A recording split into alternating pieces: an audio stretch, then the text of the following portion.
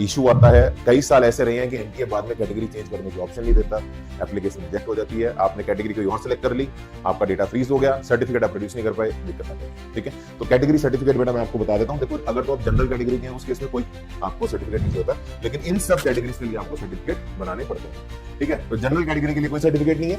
और रिजर्वेशन होती है, मैं आपको बता दूं, ईडब्ल्यूएस के 10% की रिजर्वेशन है।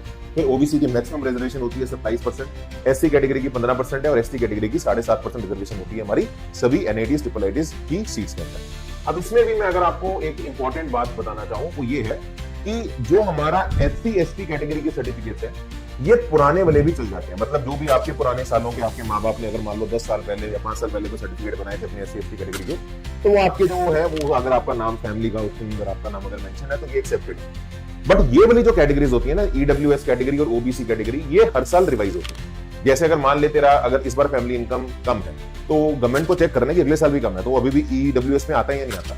और ऐसी ओबीसी कैटेगरीज क्या होता है कि बहुत सारी जो कैटेगरीज हैं वो अपनी हर साल अपग्रेड करते हैं और उनको बोलते हैं कि ओबीसी नहीं है, या बहुत सारी कैटेगरीज हैं हमको ओबीसी के अंदर इंक्लूड कर लेते हैं, तो इनके सर्टिफिकेट्स आपको लेटेस्ट चाहिए। ठीक है, तो ये याद रखिए, ये वाले जो सर्टिफिकेट्स आपको रखनी है ये लेटेस्ट वाले बनवाने पड़ते हैं आपको।